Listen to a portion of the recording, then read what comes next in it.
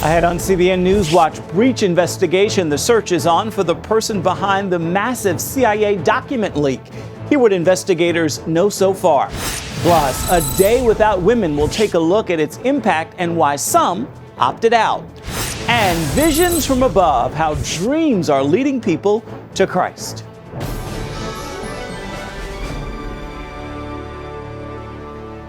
Thank you so much for joining us for CBN NewsWatch. I'm Ephraim Graham. Republican lawmakers struck down a key aspect of Obamacare early this morning.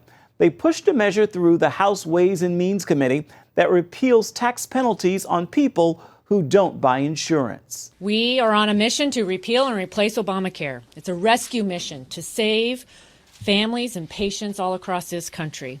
The legislation would end income-based subsidies the government gives to people to buy coverage. Instead, it creates tax credits based largely on age. Tea Party Republicans oppose the replacement plan, calling it Obamacare 2.0.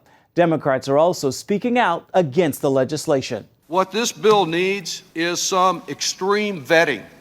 Some of the nation's leading healthcare groups, including AARP, are denouncing the plan. In a letter to Congress, the American Medical Association cited, quote, the expected decline in health insurance coverage and the potential harm it would cause to vulnerable patient populations. One early review projects up to 10 million Americans could lose their insurance. Following that devastating breach of CIA documents, the hunt is now on for who is behind it. Dale Hurd is on the story. Was it someone inside the CIA? A mole who gave nearly 9,000 pages of files about the CIA's use of hacking tools to WikiLeaks? Or was it a foreign government? Various news reports indicate that the likely source are outside contractors for the CIA. And current and former intelligence officials say the leaks were harmful for national security. Even if the person acted out of a misplaced sense of idealism, it has created a great deal of harm, and I cannot think of it in any other terms than criminal activity. Officials told ABC that whoever was responsible had to have access to one of the highly classified U.S. spy networks, such as the one called JWICS. White House Press Secretary Sean Spicer said the CIA leak was serious and different than the Russian hack of the Democrats during the election. There is a massive, massive difference between those two things. One of the leaked files reveals a program called Weeping Angel, which can remotely turn a Samsung TV anywhere in the world into a secret listening device. They could turn it on remotely, but it wouldn't put the power light on. So anybody in that room would then be discussing or talking and being monitored without their knowledge or consent. It's a great spy utility. And WikiLeaks has more information it can release. Experts worry it could release the computer code behind the spy programs, which would give everyone the ability to build the same tools the CIA already has. Since people depend on smartphones, computers, and tablets so heavily, does that mean goodbye to privacy? FBI Director James Comey basically says yes. There is no such thing as absolute privacy in America. There is no place in America outside of judicial reach. And the WikiLeaks revelations show the CIA already has the ability to gain access to messages before they're encrypted by popular apps. Experts say it's a reminder that anything connected to the internet has the potential to be hacked. Dale Hurd, CBN News. Tornado-like winds continue to wreak havoc all over the country. Dangerous winds fueled 32 wildfires in 8 states, including a blaze that killed 5 people in Detroit, Michigan. It was a horrendous fire to fight. So we've got these high winds, and it just drove that fire right through the building. 68-mile-an-hour winds snapped trees, leaving 600,000 without power in the state. Tractor trucks flipped over on highways in Wisconsin and Ohio, and 76-mile-per-hour winds knocked a New York freight train off the rails. Many drivers are hoping that the high winds will die down today. Ivanka Trump's clothing line is reporting record sales despite boycotts and some stores dropping her line altogether or simply not advertising her products. Nordstrom said it was dropping Trump's clothing line and accessories because of poor sales. Refinery 29 reports an e-commerce aggregator says the sale of Trump's brands increased by 346% from January to February. Well, yesterday, women across the country participated in a day without women. Thousands of women didn't show up for work or to shop in an effort to highlight the impact women have on the economy, to fight for equality and close the pay gap. All sorts of jobs. We have some public school teachers that will be here today. We have people who work in retail. We have people who work at corporations. I mean, people are really taking a stand and saying that this country would not work without us. Some women didn't feel the day represented them or support the cause. And joining me now to talk about the women who weren't necessarily gung-ho about the day without women is CBN reporter Charlene Aaron. Now, you followed the story. From what you observed, what's the purpose behind this day? Well, basically, this day is basically about honoring women all across the board. And it coincides with the International Women's Day, which dates all the way back to the 1900s. Wow. But basically, it's to highlight the value that women bring to the table. Their moms, their mothers, they work in the home, outside of the home, but also highlighting the inequalities that they feel that women still have right now. Pay situations, lower wages for women, you know, a woman's body, the woman's right to choose, that kind of thing. That's basically what it's about. So do you think the Day Without Women represents all women or represented all women? Well, conservative women are basically saying, hey, they're not speaking for us, because they look back at what happened in January when the Women's March took place on the nation's capital, and they say, hey, they're marching for, you know, gay rights, and they're marching for abortion. Well, that's not who we are. So that's certainly not something that they are in agreement with. What can you tell me about the voices who oppose this day? For example, there is a group called Right to Speak, and they were basically saying, you know what, we are not gung-ho about this day without women.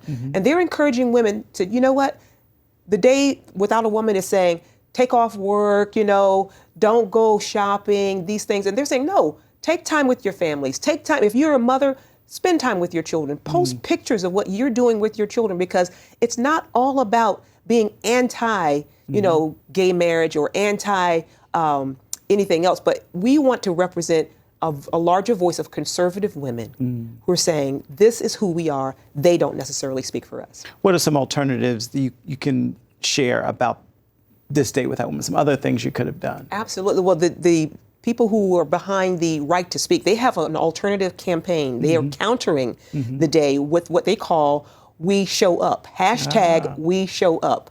And they're telling women, again, show up with your families, love those that are in your community, minister at your church, and post pictures of you doing what you love, because this is a day that affirms women that we are nurturers, we are moms, some of us are single, some people are single family, you know, mothers, and they need to be recognized for the good that they're doing in their communities. Indeed, there is no us without you. Absolutely, can't make it without the women. We cannot. Thank you, And we can do Charlene. that in a positive way, not necessarily Absolutely. negative. Much appreciated. Thank you. Coming up, a former spy for the KGB with a dire warning for the people of Russia.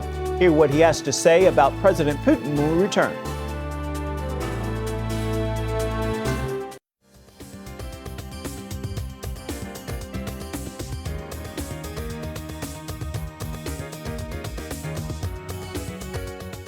He's a former spy for Russia, and he has a warning for his country. It is slowly sliding toward a dictatorship under Vladimir Putin. George Thomas brings us this story from Moscow. A household name here in Russia, 61-year-old Gennady Gudkov is under regular surveillance by the country's security services.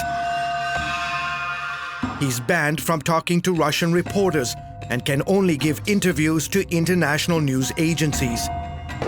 One recent evening, we joined him for a game of pool at his villa outside the capital city of Moscow. We talked about a number of subjects. Mr. Speaker, the President of the United States. Including Russia's involvement in American politics and specific interest in Donald Trump. What do you make of all this talk about Russia's meddling in our U.S. elections?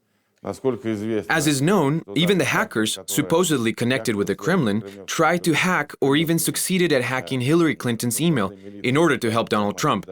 That is why Russian mass media created, in my opinion, an absolutely unreal image of Trump as a pro-Russian person and a politician who will open a new page in the history of relations between our two countries. I think the Russian establishment and the Russian people will soon give up these illusions. The conversation also turned more serious with his warnings about the Russian president.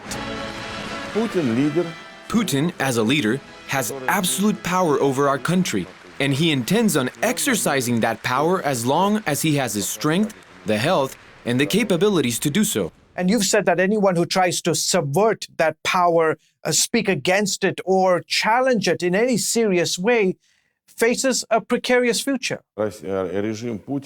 Putin's regime has transformed from a soft autocratic regime into a tough one.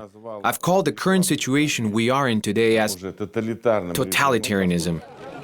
Gudkov was elected to Russia's parliament shortly after Putin became head of state in 1999. He witnessed Putin's political rise up close. The first years of Putin's rule were positive. We were facing a lot of serious problems as a country, and he was able to overcome many of them. Gudkov and Putin have more in common than just politics. Both are ex-KGB agents, with Gudkov rising to the rank of lieutenant colonel after 20 years of service.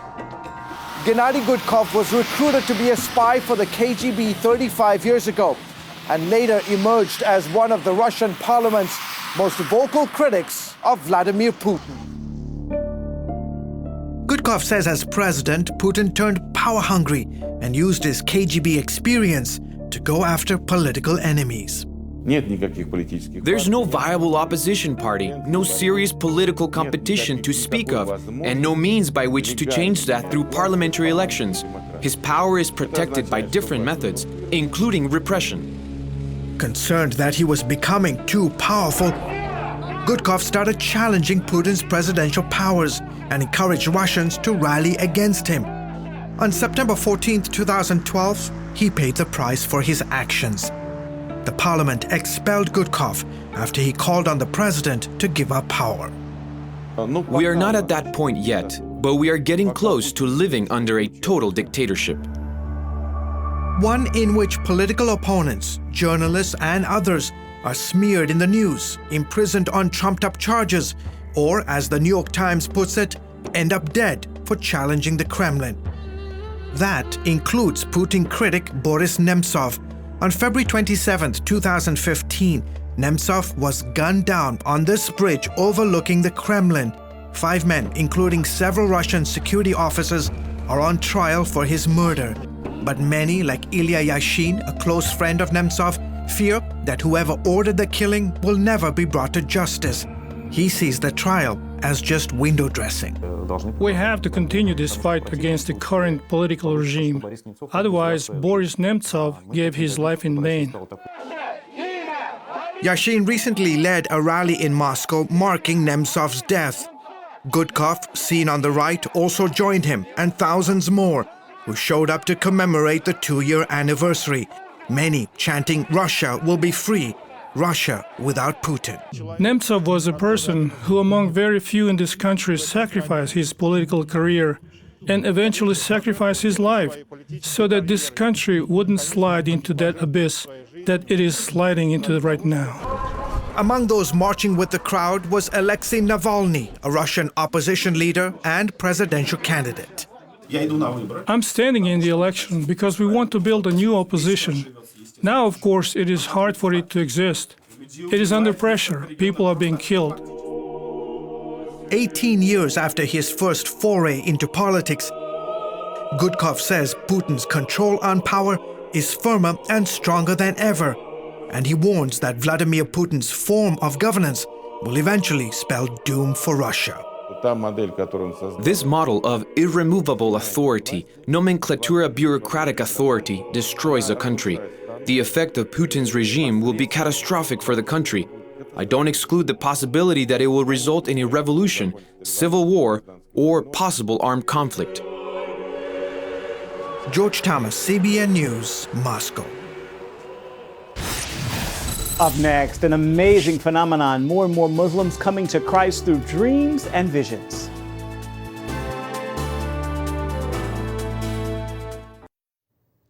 Dreaming dreams and seeing visions of Jesus. It's happening today, and not just among Christians.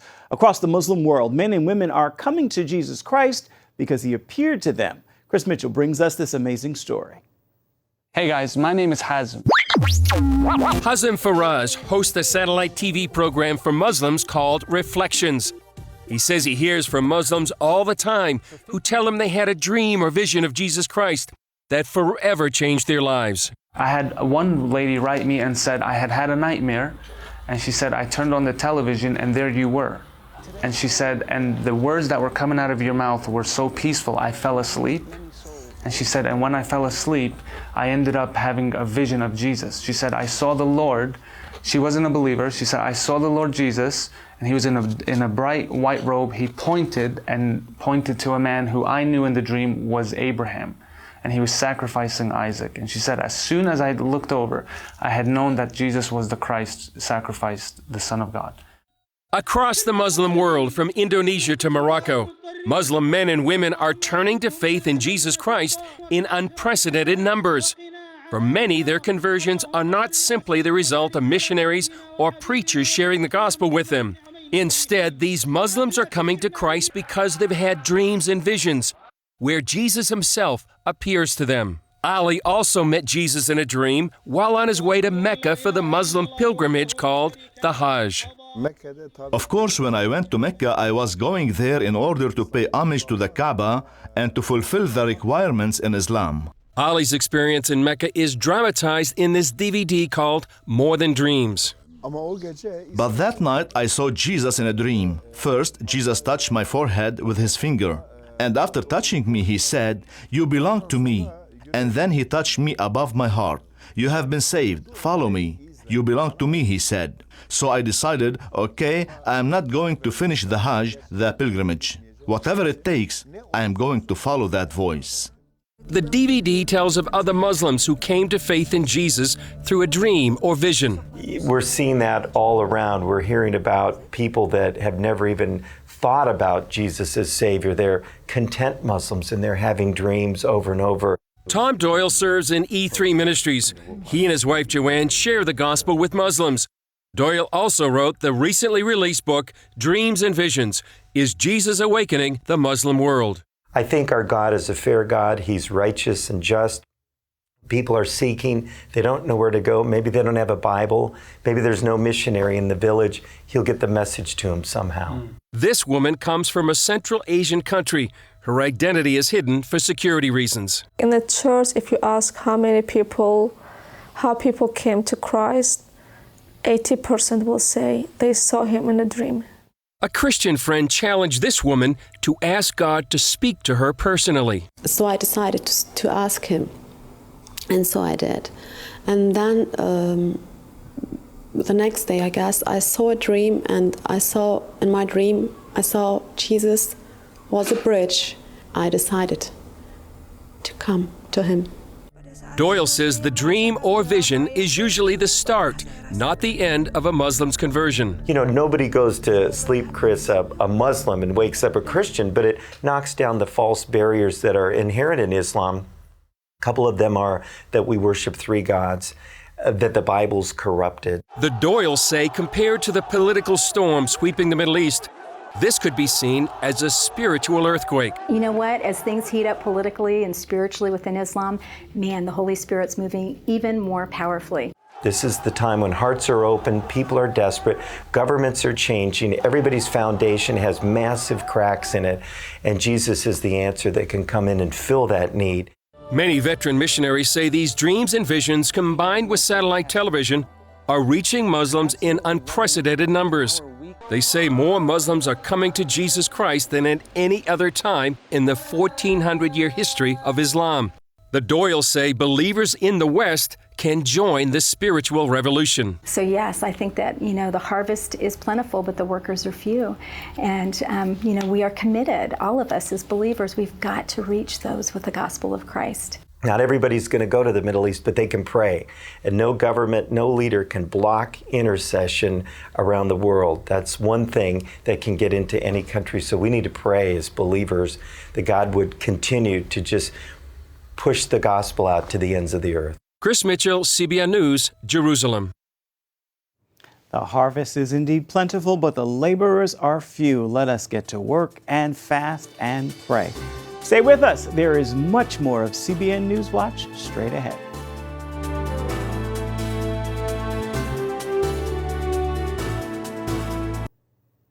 It is time now for your Thursday Thankful, and having felt a bit under the weather for the last few days, I hope you'll join me in this prayer of gratitude. Father, I am thankful for good health. I often take it for granted, but I know for sure health is wealth beyond measure. With that word, make this a thankful Thursday, knowing any new day of life is a day that should be filled with gratitude.